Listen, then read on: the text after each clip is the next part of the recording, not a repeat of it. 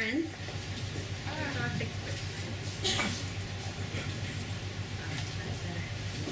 God, I feel like I should flop around and speak in tongues or something now after that. So, let me fix this. I have the pleasure of reading a story by a friend of mine, Mr. Bob Morrissey, called Taxi Car. And here goes nothing. I got a call to pick up this drunk man at a showgirl strip club. The bouncers carried him out to the taxi and shoved him in the back seat. They told me his address and I drove to it. He wouldn't wake up when I got to his apartment complex. I finally had to get out of the car and shake him. I don't like touching people. He woke up and said, "What the hell do you want?" I said, "Pay me and get out. You're home." He said, "I'll call the law if I want you to cough up. If you want me to cough up the $9. I eventually walked out of the car, opened the door, reached into his pockets, found money, took it, and I dragged him out of the car. I forcibly removed him from my vehicle. I left him staggering in the grass outside of the apartment complex, threatening me. He was a defenseless, drunken person.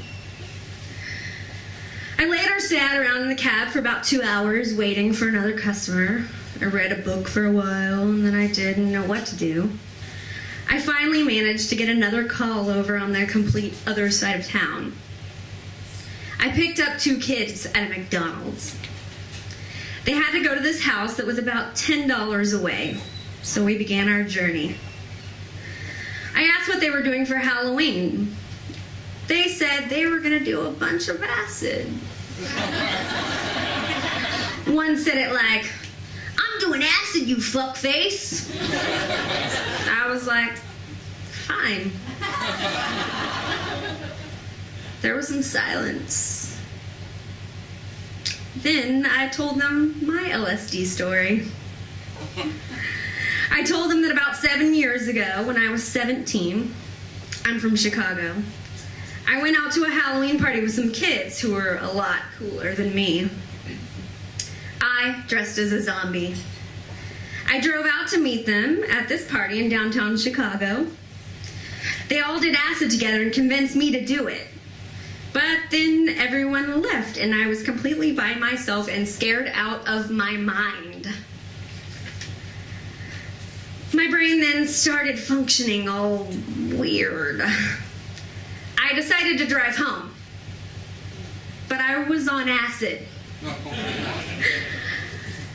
My mom's house was about 35 minutes down Devon Road. I had to take Devon Road the whole time.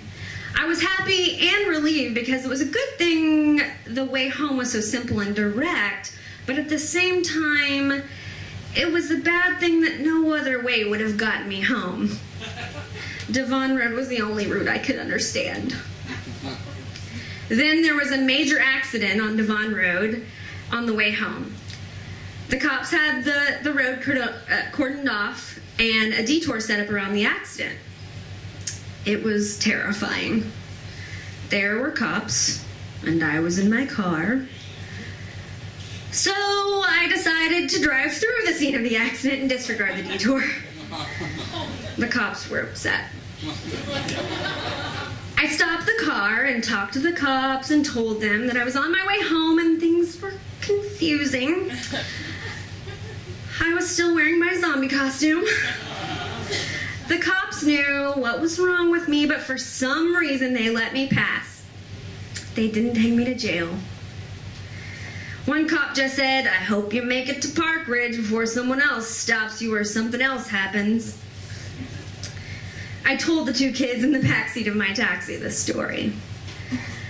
I felt like I'd established a nice kind of rapport with them, like they were 2 younger selves or something. But then one kid said he was dressing up in blackface for Halloween.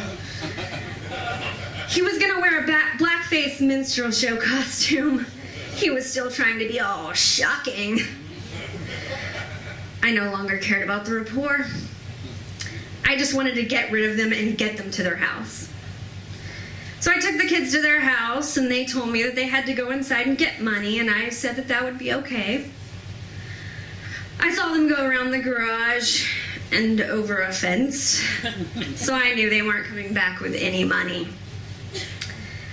I turned the car around, peeled out, and drove around the block.